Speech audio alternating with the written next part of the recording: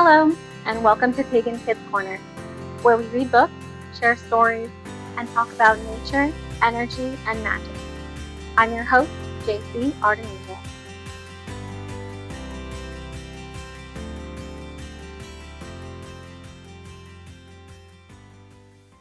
This is my favorite time of year. It's autumn now, so the weather is getting colder and cozier, and I love to spend this time with friends and family sharing laughter and warmth together. Winter is coming, which means it will soon be the Winter Solstice, or Yule. This is the longest night of the whole year. Today, I want to share a solstice story with you. This book is called The Holly King and the Oak King, a pagan children's tale by JCArtemisia, illustrated by Danny Chase. In this story, we will meet two gods, the Holly and the Oak King. And each of these kings thinks that he knows best where to hang the sun in the sky. They'll end up having a battle to determine whose intentions are strongest. So let's get started. The Holly King and the Oak King, a Pagan Children's Tale by JCArtemisia, illustrated by Danny Chase.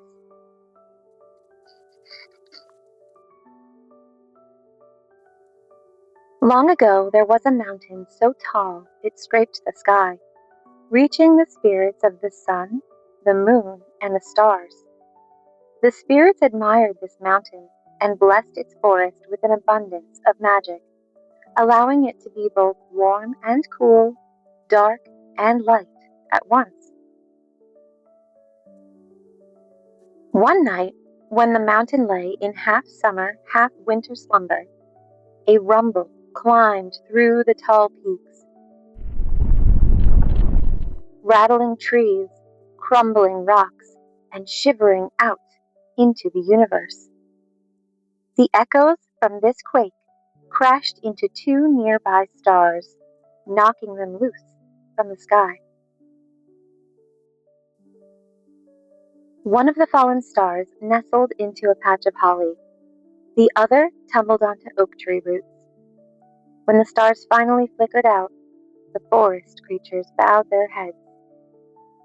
The weather reflected their sadness, with soft rain and deep wind lifting the crumbled stars, swirling and pulsing with the mountain's magic. Twin gods, the Holly and Oak Kings, were born from this stardust.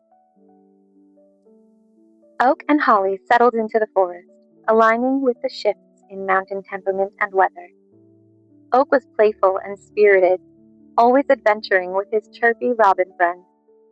Oak's energy buzzed through the forest, lighting the sky, lifting the air, and waking the flowers on the eastern mountain side. Holly dwelled on the western slope with his team of 8 white stags. Holly was quieter and more reflective than his brother.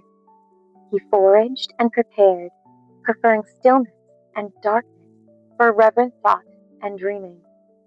But for all his concentration, he was also strong and steadfast, always caring for the night creatures around him. Despite their differences, the brothers loved each other. They prayed daily at a stone table on the mountain's north side, frequently walking together afterward, but most often, dueling. The kings lived to battle one another. One afternoon, while walking an eastern trail, the brothers admired colorful gardens blooming in the sunshine. Fiery tiger lilies stretched on strong stalks, but beneath the peppered orange petals, soft white buds shied away. "Moonflowers," said Holly. "Look how they hide. The sunlight on this mountainside is too bright. They will not survive." Holly raised his vine-wrapped walking staff toward the sky and magically pulled the leafy forest canopy closed like a curtain. As darkness covered the forest path, the moonflowers yawned open their delicate petals. The Holly King smiled at the sleepy flowers, but his brother wasn't so happy. "Brother," the Oak King bellowed, "the moonflowers are not hiding. They are protected. With time, the tiger lilies will grow larger to cast greater shade. but they cannot thrive in shadows. Oak raised his twisted honey gold staff and reopened the forest canopy. Holly aimed his staff once more, but before he could cast his power at the treetops, Oak swung his staff to meet Holly's. Crack! Oak thrusted forward. Holly parried and charged. The Oak King's staff glowed with powerful orange heat, while Holly's staff frosted over with silvery blue magic. The kings battled, and their energy grew, but before either could claim victory, the ground began to rumble. Both brothers yielded to the familiar tremor, a deep, echoing quake like the one that had borne them from the skies. Are you okay? Holly asked when the quake stopped. Yes, Oak replied. but listen. The mountain was consumed in silence and stillness. The kings hurried back down the forest path to find the great stone table cracked in half. Beneath it, a fault line zigzagged down the mountain face. We must follow this trail, Oak said. Holly agreed, and the brothers set on their quest. The fault line led the brothers to the base of their mountain. This is the land of humans, Holly assessed. Our exploring must end here. We are not of this world. That may be so, Oak replied. But we share this Earth's plane. Something is wrong with our Earth Mother. I can feel it. I feel it too, said Holly. But our forms may frighten the humans, for they are mortal, and we are of the stars. He stamped his staff on the ground. Glittering smoke swirled around him, and when it cleared, he had transformed into a white stag. Oak, too, struck the ground with his staff, transforming into a robin. In these forms, the kings journeyed off their mountain. In the human world, the kings observed a land that could not alter its climate as their magical mountain could. Humans everywhere scrambled to sow and harvest crops under unpredictable weather. The Oak King robin flew over farmlands that had flooded after too much rain. The Holly King's stag wandered in forests behind houses, listening to parents singing wishes and lullaby promises to their children. Seeing this distress, the kings returned to their mountain, resumed their natural forms, and prayed. The spirits echoed in response. What do the humans need to thrive and to care for the earth? Oak answered first. They require more sunlight to dry the land and return to work. Holly disagreed. These people are tired. They need darkness and rest to heal. Thunder boomed, and aurora colors splashed across the skies. The universe called. Twin brothers, from your mountain overlooking the human realm, you will observe the needs of the people below and determine a new path for the sun's warmth and light. The kings argued more feverishly than ever, with empathy and compassion for their earthly siblings. They drew their staves, ready to duel and trust the victor to the universe.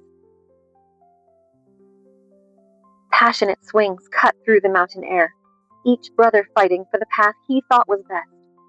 In the end, Holly struck the final blow, thwarting his brother so keenly that Oak was cast far into the distant stars. For one whole year, the Holly King navigated low, even paths for the sun. In the human world, days were short and cool, and nights were long and quiet. People lit candles and decorated trees with colorful seed balls to feed wintering animals. Though the weather was cold, the atmosphere was festive and warm. Holly smiled to create such peace. Beneath the decked trees, he hid small trinkets and treats for children to find and enjoy. But soon the plants withered, and people became listless, with little daylight for work and play. When the Oak King returned, the earth had become weak and fragile. Brother, it is time to end your reign, Oak demanded, drawing his staff. The earth cannot grow in such darkness. Holly replied, Brother, you would rather scorch its soil with sunlight. He battled to defend his rule, but he was tired from carrying the weight of the sun. Oak quickly gained favor, and with a crushing blow from his glowing staff, he cast his brother far into the stars. Another year turned, this time with the Oak King raising the sun's power high to the magical mountain's peak. Slowly the land thawed, and people emerged from their homes like flowers from their buds. They danced and sang, lighting fires to honor the returned warmth. Oak was happy, and he blessed the land with vibrant colors and lush vegetation. But after some time, the humans wilted, the ground dried, and the crops crumbled. When the Holly King returned, he looked upon the parched earth and cried, Brother, please, hear me. I love you as I love our Mother Earth, and that is why I must insist you let me lay the heavy sun to rest. Brother, I cannot let you freeze the earth into another year-long sleep, Oak replied, preparing to fight. The brothers dueled through the forest. The Oak King, tired and sore, took a knee in defeat when they reached the great stone table. He observed the deep fracture splitting the stone's surface. You win today, Oak sighed. But I will return in just a half year's time to challenge your strength and intentions. Holly helped his brother to his feet. I will be here, he promised. From that day on, the solstices were marked deeply with battles twice per year on the magical mountain. The Holly King charts the sunlight low to cool the earth, and then his brother returns at Yule, strong and rested to lift the sun high. The kings fight honorably, with full resolve each solstice, trusting the strength of their intentions to the universe and blessing the earth with a balance of light and life. I hope you enjoyed that story. If you have your copy of the book at home, you can also read the poems for the Solstice Kings and do the solstice activities and meditations at the end. Finding balance can be hard. We try to balance a lot of things in our life, like school and playtime, or playtime and rest. The solstices are magical pivot points in the year where energies shift and we find strength in change.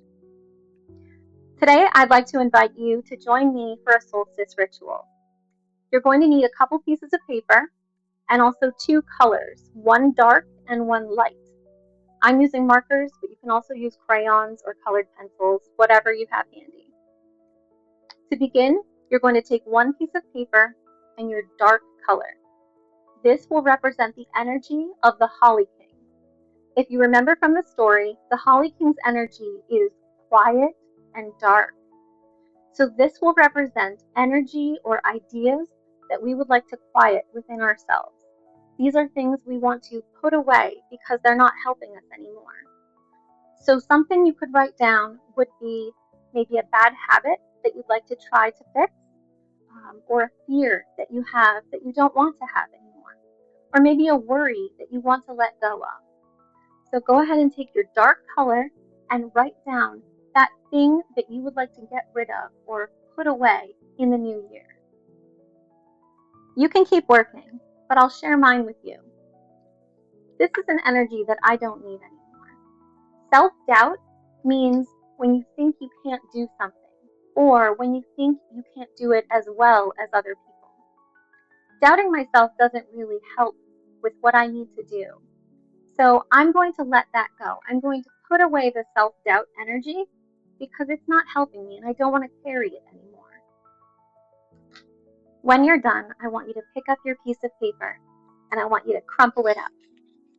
Crumple it all up until it's just a tiny little ball, and then squeeze it tight in your hands. Close your eyes and breathe in deep, welcoming in the new year and all of the possibilities and positive energy coming your way.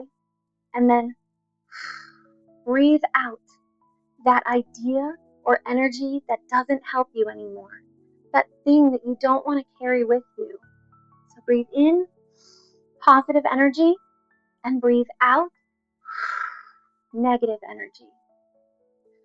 Then you're going to take your paper ball and you're going to put it in the recycles, and you will tell yourself, I've let it go. It's done. Next, we're going to take our second piece of paper and our light color.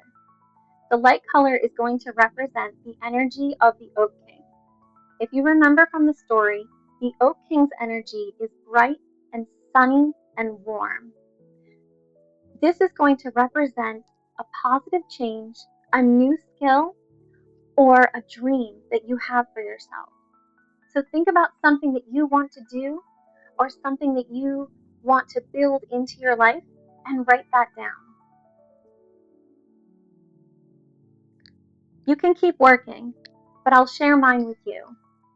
I've written down morning meditation because I want to practice finding peace in every day right at the start of the day.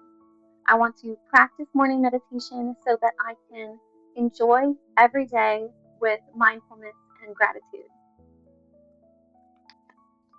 When you've finished writing, I want you to pick up your paper, but don't crumple this one. Instead, I want you to fold it in toward yourself. Welcoming that positive energy and change, fold it in and fold it in again until you have a neat little square. Then I want you to take that square and press it against your heart.